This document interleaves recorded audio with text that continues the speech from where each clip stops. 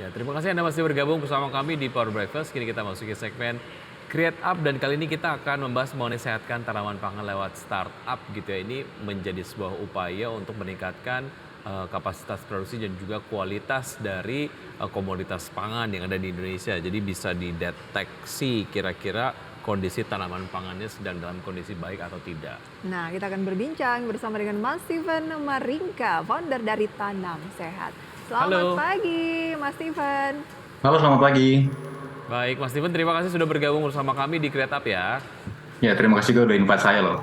Mas Steven, kalau bicara mengenai tanam sehat sendiri, ini bergerak dalam bidang apa dan sudah berapa lama berdiri? Tanam Sehat sendiri itu adalah startup di bidang agritech ya, di bidang pertanian ya, agriculture. Sebenarnya kami masih baru, masih benar-benar baru. Ide ini baru muncul di tengah tahun 2022 kemarin. Waktu itu kami coba memang teman saya, kebetulan partner saya lagi bergerak juga di bidang pertanian, dan beliau melihat satu potensi, satu peluang di mana ada sesuatu yang bisa dikembangkan di Indonesia, which is teknologinya itu belum ada di Indonesia. Mungkin udah ada ya, tapi kualitasnya masih so-so sampai saat ini ya.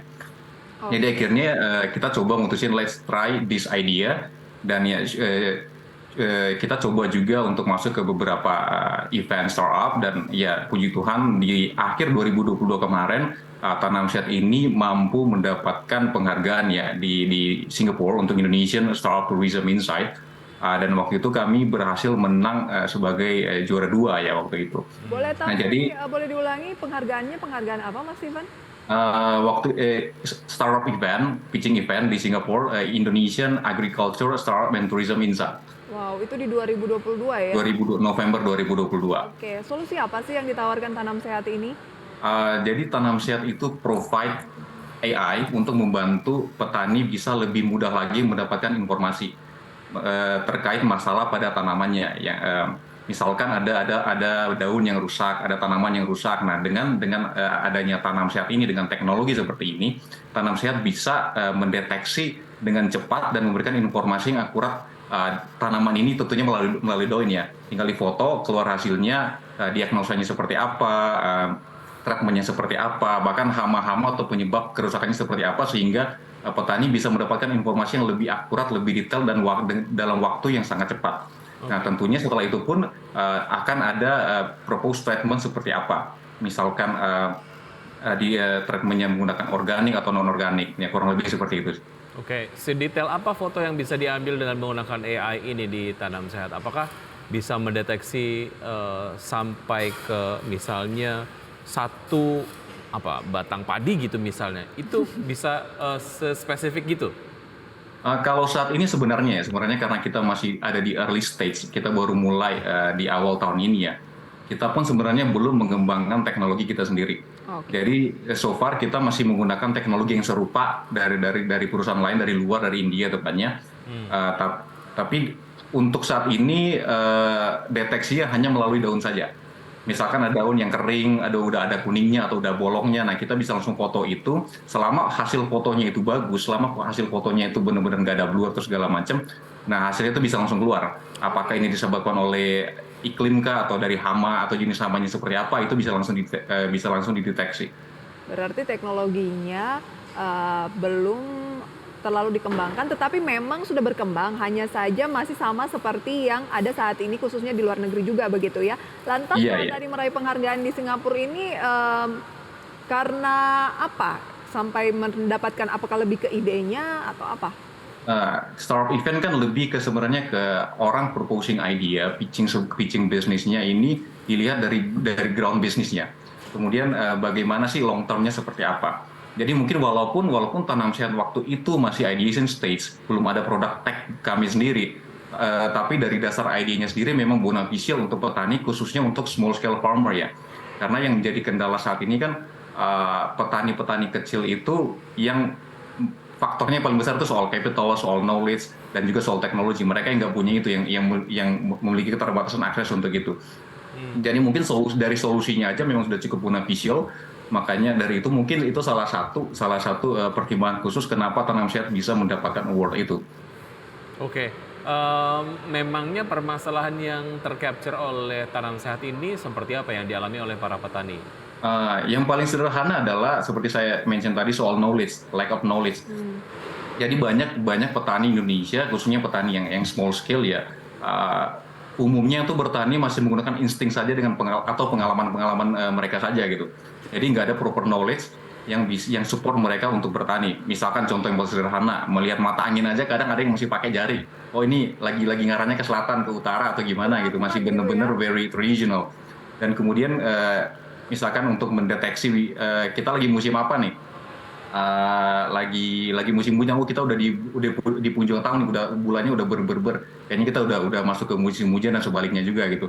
Dan untuk diseases pada tanaman juga rata-rata mereka gitu. Pas mereka ketemu, para petani ketemu, oh ini tanaman saya rusak ya, ini gimana cara solve-nya? Ya balik lagi hanya menggunakan insting atau mungkin tanya ke kerabatnya juga yang nggak punya proper knowledge juga. Nah, dari situ kita muncullah ide itu, bagaimana kalau kita siapin database yang lebih kredibel lagi, sehingga waktu petani itu tinggal capture foto tanaman tersebut, bisa langsung keluar result-nya. Jadi mereka nggak pakai insting lagi, tapi benar-benar mereka bisa dapat informasi yang udah benar-benar di breakdown dengan detail, sehingga apa yang mereka lakukan, apa yang mereka treatment yang mereka berikan terhadap tanaman itu benar-benar bisa akurat dan nggak akan terjadi gagal panen. Nah itu dasar berpikirnya sih. Baik, artinya ini solusinya akan berdampak kepada kualitas dan juga kuantitas ya, Mas Steven? Yes. Oke, baik. Kita akan lanjutkan usai jeda berikut ini, Mas Steven. Dan tetap bersama kami akan segera kembali. Terima kasih pemirsa, kita masih bersama dengan Steven Maringka, founder dari Tanam Sehat. Oke, sejauh ini teknologi yang diterapkan, Mas Steven, hanya untuk komoditas padi saja atau ada komoditas pangan lainnya? Udah ada beberapa sebenarnya. Apa saja? Untuk saat ini kita fokus sebenarnya pada dua, bukan padi sebenarnya tepatnya untuk saat ini. Yang pertama itu cabai dan kedua itu kol. Oh oke, berarti padi nanti akan menyusul ya, jadi komoditas yang Sebenarnya untuk database untuk padi pun sudah ready. Tapi karena kita masih di early stage, kita belum bisa garap semuanya sekaligus. Jadi kita masih memilih dulu beberapa komoditi dulu untuk kita pakai di awal. Dan kebetulan karena base kita sekarang yang kita pilot project kita ada dua. Yang pertama itu di Jawa Timur dan yang kedua itu di Sulawesi Utara. Nah khususnya di Sulawesi Utara kan konsumsi cabai cukup besar di sini nih. Makanya kita pilih cabai. Oh jadi komoditas utamanya itu adalah cabai ya? Iya. Dan kol. Kenapa dua tanaman ini, selain masalah konsumsi yang tinggi, kenapa? Karena dua komoditas pangan ini sangat sering bermasalah atau gimana?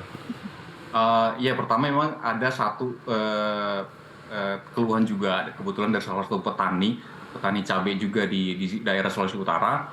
Nah beliau juga minta kenapa nggak cabai dulu kita start, apalagi posisinya kan lagi di Manado gitu. Akhirnya kita coba memilih untuk cabai, dan memang ya masalah sebenarnya kurang lebih sama sih dari beberapa komoditas pun. Kalau misalnya untuk di small scale farmer kurang lebih sama, karena balik lagi soal proper knowledge yang mereka punya. Mereka udah ada nggak untuk hal itu. Jadi sebenarnya untuk di petani level itu karena masalahnya juga kurang lebih sama, jadi tinggal tergantung kita di daerahnya. Misalkan di sini memang cabainya cukup besar demand-nya, jadi ya kita provide yang itu dulu. Nanti kan pastinya ingin lebih banyak komoditas yang bisa dicarikan solusinya begitu ya. Bagaimana penyesuaiannya antara tanaman yang satu dengan tanaman lain yang jenisnya tuh berbeda? Misalnya tadi ada cabai dan juga kol, itu kan perbedaannya sangat signifikan. Ya, jadi memang setiap lini, setiap jenis tanaman itu kita punya R&D-nya masing-masing. Ada memang expert yang mengolah, misalkan untuk cabainya sendiri ada orang ada petani yang benar-benar udah ahli melewati 2-3 siklus bertani di cabai. Nah, beliau yang memang khusus untuk menggarap cabai. Begitu juga dengan kol. Dengan kol kita udah ketemu dengan beberapa juga petani di sini, salah satunya di Kota Tomohon. Nah, kita bekerja sama, beliau yang memang sudah melewati lebih dari 2-3 siklus yang juga akan benar-benar fokus di situ. Di luar itu pun kita menggunakan database yang sudah ready, contohnya dari produk teknologi yang kita pakai dari India. Nah, kita bisa mencocokkan, bisa eksperimen dari data yang sudah ready, bahkan yang datanya udah ready di Indonesia dengan apa yang kita punya saat ini, kita temuin di lapangan saat ini. Oke, spesifik untuk dua komoditas ini, signifikansinya seperti apa setelah menerapkan teknologi yang dilakukan oleh Tanam Sehat sebelum dan sesudahnya itu gimana tuh? Hasilnya ya? Ya, signifikansi hasilnya gimana? Sebenarnya untuk saat ini saya belum bisa ya bicara real exact untuk Tanam Sehat sendiri ya, karena seperti saya mention sebelumnya, kita masih ada di early stage. Uh, dan satu siklus itu bisa beberapa bulan. Sedangkan kita baru mulai di awal tahun ini. Jadi memang belum ada real exact dari platform kita, tapi secara keseluruhan dari produk teknologi yang serupa feedbacknya cukup baik dari petani yang menengah ke bawah ya. Oke, ini kan masih early stage Anda katakan. Gimana nanti untuk bisa harapannya kan dipergunakan dan bisa membantu lebih banyak lagi petani di tanah air gitu. Nah, gimana cara untuk mensosialisasikan atau menggrab banyak petani? Ya, untuk saat ini sih kita masih bermain yang mungkin masih sangat konvensional. Biarpun ini tech company, tapi kita masih bermain sangat konvensional. Kita belum masuk ke digital marketing. Untuk saat ini kita masih mencoba merangkul small community dulu. Contohnya seperti Sulawesi Utara, kita bekerja sama dengan beberapa komunitas pertanian. Contohnya salah satunya itu petani milenial di satu provinsi. Ya, kita bekerja sama dulu dengan mereka, dengan komunitas-komunitas seperti ini. Kemudian kalau memang database kita udah ready, kalau memang infrastruktur kita udah benar-benar kuat, barulah di situ kita akan expand untuk marketing kita.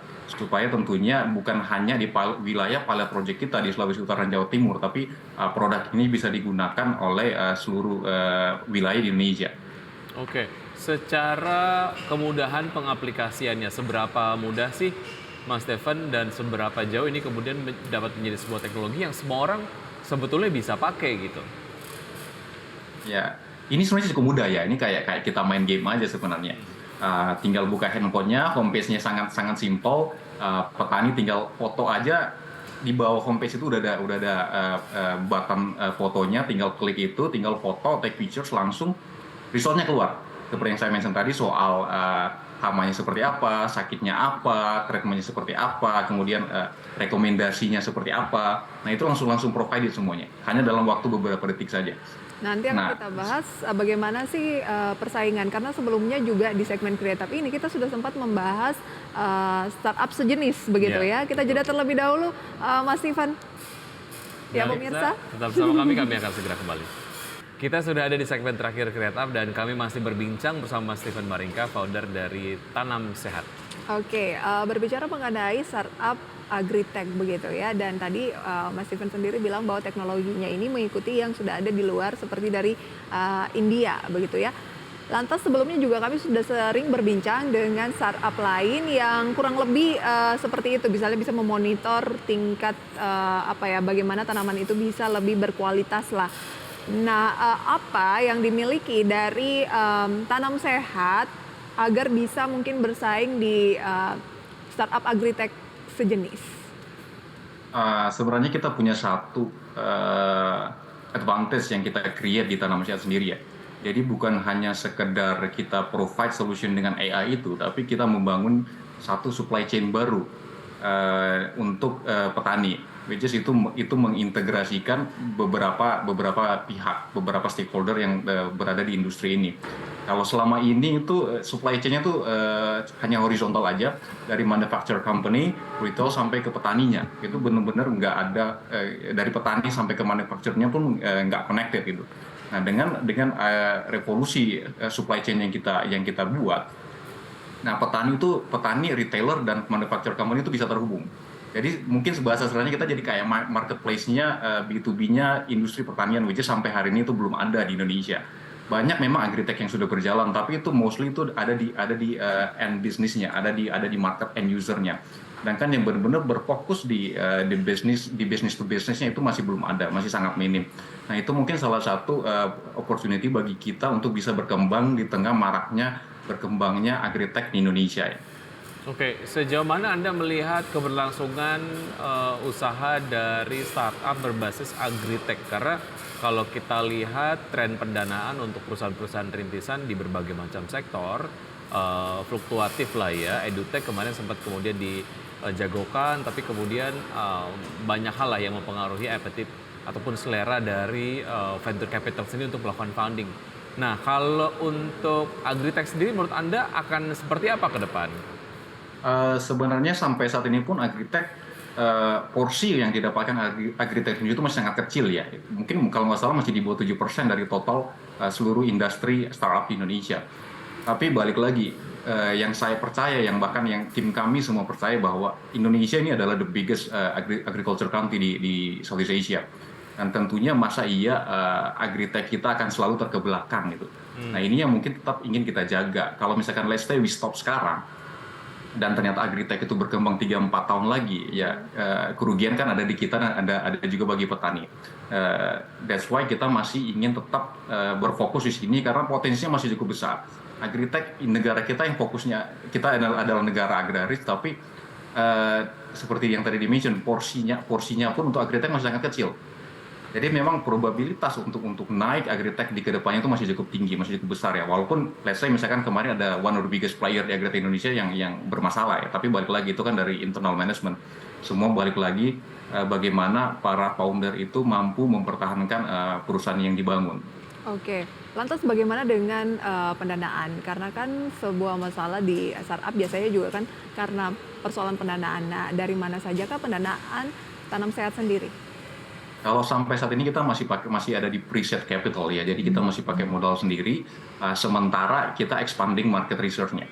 Kalau memang market research-nya udah selesai dan ini benar-benar udah proper untuk seek funding, nah itu baru kita akan maju lagi. Dan kita pun so far sudah ada komitmen dengan beberapa angel investor dari Indonesia pun ada dan dari Singapura pun ada. Dari mereka pun memang demand-nya sederhana. Yang penting matriksnya, usernya itu achieve dulu.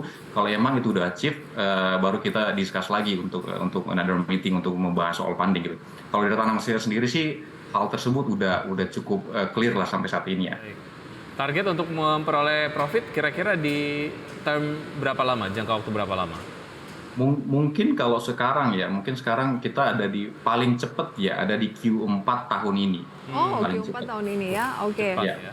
Semoga Baik. sukses untuk Tanam Sehat, semua target-target yang akan segera dicapai dan juga revenue di kuartal 4 2023. Sukses selalu untuk Mas Oke. Ivan dan juga tim. Thank you, Ya, Mas. thank you. Sampai jumpa. Ya, thank you. Sebelum kami akhiri pemirsa, segmen Create Up kali ini kami update kembali posisi dari indeks harga saham gabungan sampai dengan saat ini pemirsa, di mana IHSG berdasarkan data RTI bergerak di teritori positif dengan kenaikan 0,13%, 6.690 atau naik 8 poin. Ya, sementara itu saham-saham yang masuk dalam jajaran top gainers diantaranya adalah DOH, GJTL, ESA, DILD, RELF, PNLF, Harum, dan juga PTBA. Top losers ada PAMG atau Bima Sakti Pertiwi, BTPS, Arto, SKRN, kemudian CARE, BBRI, S Hardware, Auto, kemudian SMIL, dan juga ada BRIS pemirsa dengan pelemahan terdalam adalah PAMG 6,42%. Baik. Dan pemirsa, sudah 90 menit kami menemani Anda dalam Power Breakfast. Semoga apa yang kami hadirkan bisa menjadi referensi sumber informasi untuk Anda. Dan saya Prisa Sambodatu. Saya Wiki Adrian, See you in the morning.